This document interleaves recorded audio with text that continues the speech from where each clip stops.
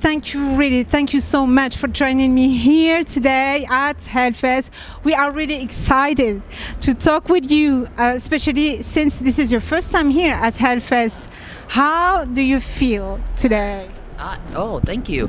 I had an amazing time, honestly. We had some technical difficulties right before, and it's funny because it almost happens at every festival that we play. Luckily, I have my guy Marcel here, who's a wizard and a genius at like getting things done last minute. He figured it out, but other than that, man, the crowd was amazing. I didn't think, I didn't know if people would know my music or know me or anything about me. I was just grateful to be here. So to me, it was a surprise that there was people in the crowd that actually knew the music, and that brought a lot of joy and a big smile to my face, and it made it fun, and I felt like I was at home. Yeah. So I had a great time. Thank you, Hellfest. I don't. I really don't. I should. I probably should prepare more, but I think I've been doing this for so long that now, when I used to prepare myself, I'd go backstage and I'd want to be alone for a little bit so I can gather myself, and now it's like what I'm trying to say is that I need to keep it interesting and challenging. So in order for it to be fun, I don't prep. I just kind of show up and see what happens, That way every show can be different. If there's mistakes, I feel like they're great in a sense where they change up.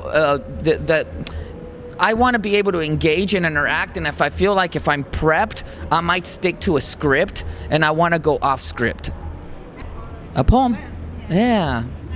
That wasn't planned.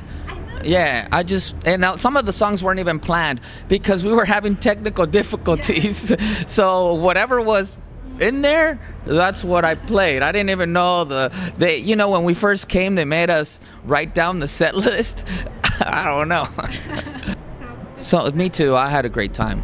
Had a lot of fun with my wife. Yeah, with Kat Von D. Yeah, yeah.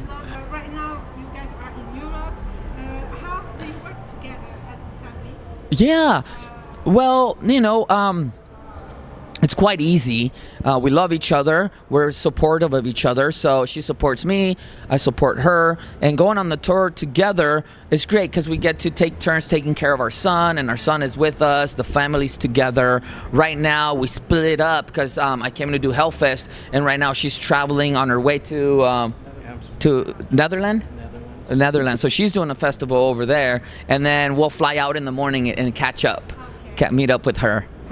Yeah, like musical chemistry. Yeah, no, surprisingly, no. She goes into her creative space, and I go into mine, and we just kind of. We're obviously married, but we have. I think even before we got together, we've always had parallel lives. Yeah. I've seen the Cholo Goth community grow a lot through the social media, especially in America. What does this community mean to you, and how would you describe your relationship with your Cholo Goth family? Well, it means the world to me.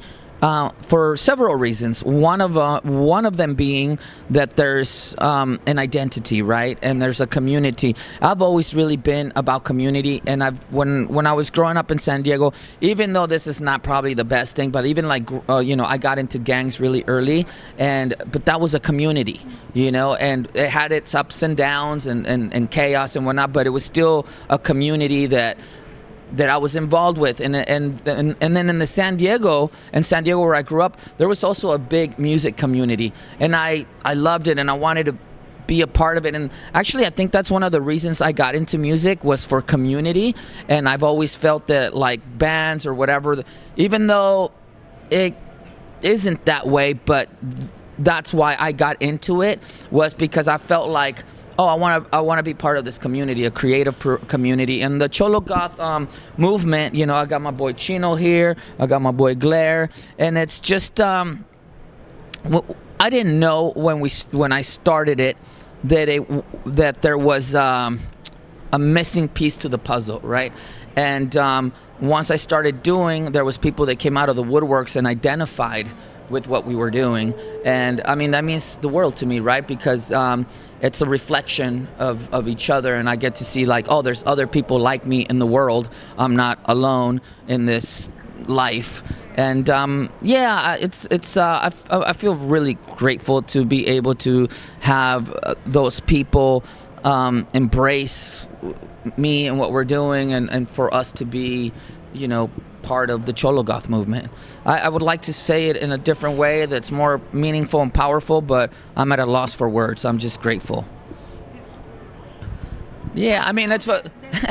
No, and it makes sense because I'm just, you see, creatively, I can't write songs from my imagination. Everything has come from a life that I've lived, you know, and maybe there's a lot of parallels with other people that we share similar experiences. So a lot of the things that I speak about, it's just me being transparent and vulnerable. And sometimes those songs have been used even against me because I'm so transparent about my life and whatnot. But that's what makes the music that I make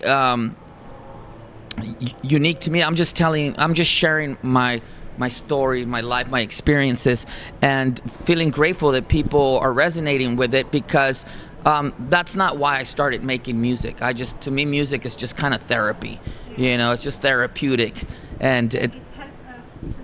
yeah, thank you. Yeah, and thank you for calling it music, because honestly, I don't really know how to even make music. I just kind of scream and yell, and my heart is open, but for the most part, I don't really come from a musical background. You know, I'm just kind of like sharing. I'm still in awe that people. There's a small group of people listen to the music. You know, and that I'm at Hellfest, because you know, I'm still in awe over all of it. I know that you invented the term Chologoth. Yes, I did. It's you. Okay. So how would you introduce Chologoth to someone who has never experienced your music before? Yeah. And could you share the story behind the name? And Well, you know, sometimes I'll run into people on the streets, and they might be older, you know, than me, and some of them are even like conservative, right? So they'll see me and, hey, what do you do? And I'm like, oh, I'm a musician. Oh, what kind of music do you play? So I don't say Cholo Goth because I think it'll fly over their head. So sometimes I just say I make electronic music with urban lyrics. So that's kind of like a simple way for me to explain Cholo Goth, just electronic music over urban lyrics. And the name Prayers, actually, when I first started, I had a project called Night Ritual, and then in town, in San Diego, there's a big music community, and my friends, they're in a band called the Crocodiles, but before that, they were in a band called Prayers. So they were Crocodiles, and now they're in a band called Crush of Souls. Great friends of mine from the city in San Diego. And when I started doing Prayers, I've had a lot of different collaborators, right? One of them was Parlé, my friend Ray Brady, Travis Barker from Blink-182. I've had a lot of collaborators in this project. And I have new music coming out with a different artist, Alfonso from Chicago. So I always invite different collaborators. So I wanted to keep Prayers, I wanted to keep Night Ritual separate from Prayers, which at that time Prayers didn't exist, so I was performing under Night Ritual, and that's why I have a song called Ready to Bleed where I say we are Night Ritual. But I wanted to keep Night Ritual pure because in Night Ritual I was doing all of it, the production, everything, so I wanted to keep it separate. And my friend Chucky and Brandon, they stopped being Prayers because they started a new band called the Crocodiles, and I liked the name, and I asked them, I'm like, hey guys, can I have the name if you're not going to use it? And they were like, yeah, you can have it. And so they gave me the name, and then the rest is history. Now I'm Prayers, and it's pretty cool. exploring the roots. In Cholo video, Yes. Iron Jacket appears dressed as a traditional. With regalia, Chichimeca. chichimeca. Warrior, and perform chants dating back over 30,000 Yes, yes. ago. This is huge. This is amazing. I love to pre-colonial heritage. How important was it for you, especially for European listener, to present Cholo culture as ancient, spiritual, and unbroken, rather than simply a modern culture? Well, I mean, in simple words, it was an honor. I felt honored that Iron Jacket wanted to, use my platform to share that with our audience and with the world. And he came to my life in a time where it was just perfect, perfect timing. Sometimes, even like my wife, perfect timing. I just, sometimes the universe, God, that brings people into my life and they make an impact. And he sure did. And him being able to share that. And it was really a gift, right, that he was giving.